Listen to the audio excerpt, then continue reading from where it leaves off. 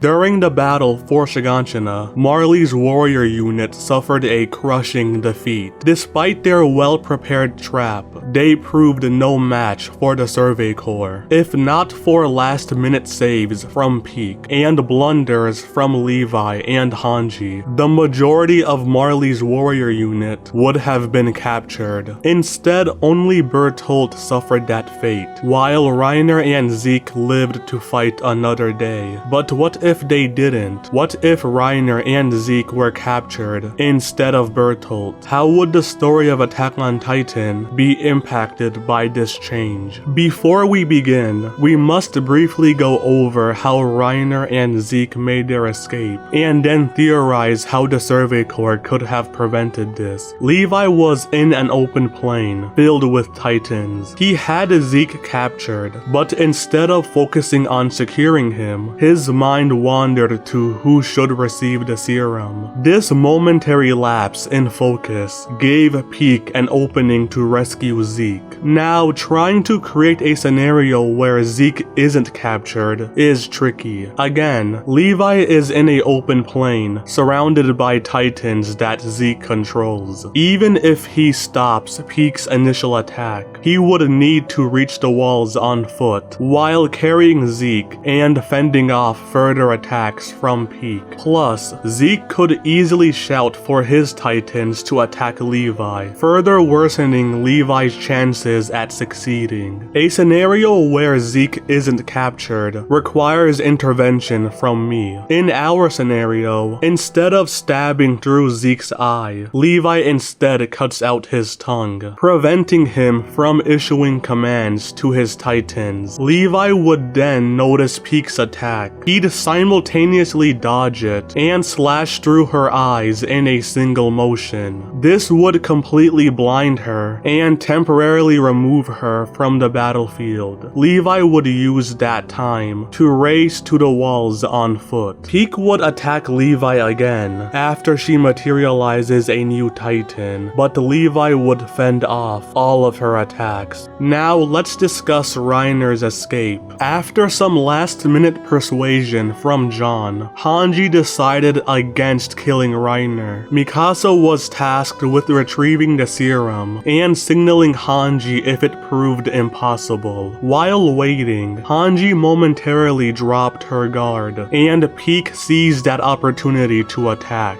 Given the terrain around Hange and the presence of other scouts, securing Reiner simply required Hange to remain vigilant. Now that we've set the stage, let's begin the video. The scouts have captured 2 Titan shifters and only have a single vial of serum. The scouts would seriously debate splitting the dosage between Armin and Erwin in order to save them both. Now, this is a risky maneuver. The scouts know very little about Titan shifting, and they observed how Rod's Titan came out deformed after he licked the serum. But right now, the scouts aren't thinking rationally. Levi is desperate to save Erwin, while Eren and Mikasa are desperate to save Armin. We would see an even more intense deadlock over who gets the serum, which is how the idea of splitting it comes up. Because it's theoretically possible to save both, it's harder to justify letting either one die. Now, it's impossible to determine whether splitting the dosage between 2 people would even work. We know that the serum dosage determines the Titan size. In Grisha's flashback, Sergeant Gross even explicitly called out that he would create a 3 to 4 meter Titan, then he actually did it. But because we don't know how much serum is even in this vial, we can't predict whether splitting the dosage would create 2 small Titans or 2 abominations. Eventually, Levi and Hange break the intense deadlock by committing to using the full dosage on Erwin instead of taking a risk by splitting it. And just like in the original storyline, Levi has a last-minute change of heart and uses the full dosage on Armin. So which Titan shifter is killed? The answer is Zeke, primarily because none of the scouts have any emotional emotional ties or sympathy towards him. While Reiner is also despised by the scouts, their reactions, such as those from Sasha and Coney when they believed they had killed him, revealed that their feelings towards him are a lot more complex. Plus, the scouts would want to acquire his ability to control titans. They don't know Zeke has royal blood. They believe the Beast Titan has the ability to control titans, similar to how the female titan could summon them using her scream. As a result, Armin is chosen to inherit the Beast Titan, while Reiner is taken as a prisoner to Walrose. The immediate impact of this move is, Historia is the only remaining Eldian with royal blood, so if Paradis wants to secure its future, she would need to be sacrificed. It's for this reason that neither Eren or Armin, assuming he unlocks Zeke's memories, divulge how to bypass the king's vow. As a prisoner, Reiner does not talk. He is immensely loyal to Marley and would have faith in his comrades to rescue him. The only reason Reiner isn't killed by Paradis is because they don't have another vial of Titan Serum. In Season 4, the way Paradis got more Titan Serum is through Yelena stealing it from Marley. There hasn't been a chance for this to happen yet, so Reiner remains imprisoned for the entire 4 years. During that time, characters like Historia, Armin, and Eren all speak with him. Historia wants to hear more about Emir. Armin wants to hear more about the outside world. And Eren wants to hear Reiner's perspective about the attack on Shiganshina. During these discussions, we see Reiner's mental state steadily deteriorating as he is repeatedly confronted with the consequences of his actions. But he retains enough sanity to never question his loyalty to Marley. Without Zeke, the volunteers never arrive on the island, and a modernization agreement with Hizaru never materializes. In Season 4, even with the agreement with Hizaru, Paradis was still behind Marley technologically. In this scenario, they're primitive by comparison, and to make things worse, they can't even use the rumbling because there's no way to turn Historia into a Titan shifter. This means diplomacy is their only option, which, as you can probably imagine, isn't enough to ensure their survival. As a result of losing the Armored and Beast Titan, the Mid-East Alliance declares war on Marley. Marley is slightly weaker after losing the Beast Titan. While the Colossal Titan possessed immense destructive power, it lacks the utility and strategic flexibility that Zeke's Titan brought. On top of functioning as a one-man artillery unit, Zeke could spawn and control Titans, which was key to Marley controlling the battlefields and launching surprise operations. While Zeke does not have the capacity to devastate a city like Bertolt's Colossal Titan can, using his spinal fluid, he can unleash a horde of Titans within it. Now, Bertolt's impact on the battlefield shouldn't be understated. His presence means that Marley can obliterate any defensive structures that the Mid-East Alliance builds, rather than losing countless soldiers trying to take it. However, this is mitigated by Bertolt only being able to transform once a day. Marley would adapt a strategy where Bertolt is used to eliminate any defensive positions before ground troops, supported by Porco and Pieck, advance through the breach. After 4 years of intense fighting, Marley achieves victory over the Mid-East Alliance. In Season 4, we saw Zeke pushing Marley's military elite to greenlight another operation against Paradis. This time, it's Bertolt pushing Magath to authorize another invasion, as he's desperate to rescue Reiner and Ani. Unlike Zeke, Bertolt lacks the status to address Marley's military council directly, and must rely on Magath to relay his suggestion. Bertolt would later hear from Magath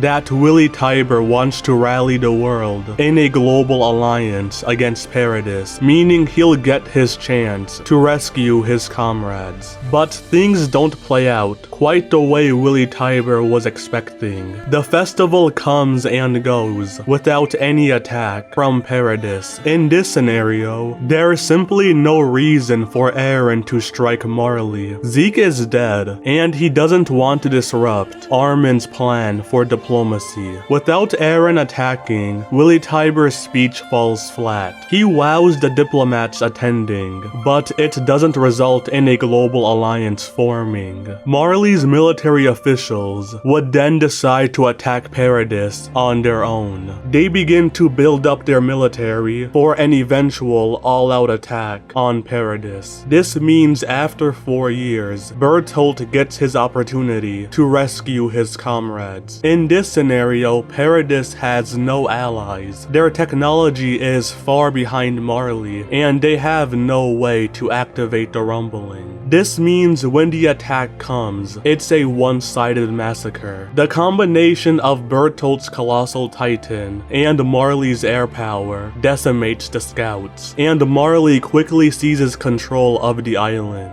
And once the fighting is over, Bertolt is able to reunite with Ani and Reiner. The last question I want to discuss is whether it's even possible for Paradis to win in this scenario. The answer is yes, but it would require Paradis killing Reiner instead of Zeke. Doing so would open up a number of options for Paradis. Eren can proceed with the rumbling plan without risking Historia's life. Zeke, in exchange for his safety, would offer intelligence on potential allies that Paradis could pursue, while directing their diplomatic moves from confinement. This would result in the alliance with Hizuru forming, and the volunteers being brought to the island. I should note, the scouts do not trust Zeke in this scenario, but they also recognize that they have no other viable options. Armin's diplomatic efforts have fallen flat. With Yelena now on the island, things begin to speed up. Historia does not need to become pregnant, as her life is not in danger. This is because there's no Titan serum on the island. The only way someone could become a Titan is by drinking the wine that spiked with Zeke's spinal fluid. Yelena, coordinating with Eren and Flock, uses the wine to break Zeke out of prison by taking the government hostage. This results in Eren and Zeke being brought together even sooner than in the original story. In fact, the rumbling occurs even before Willy Tiber begins the festival, and with Porco, Pieck, and Bertolt all dying in Marley, it makes it impossible to stop Eren. So what do you guys think? How would the series unfold if Reiner and Zeke were captured in place of Bertolt? Leave your comments below, and I'll see you next time.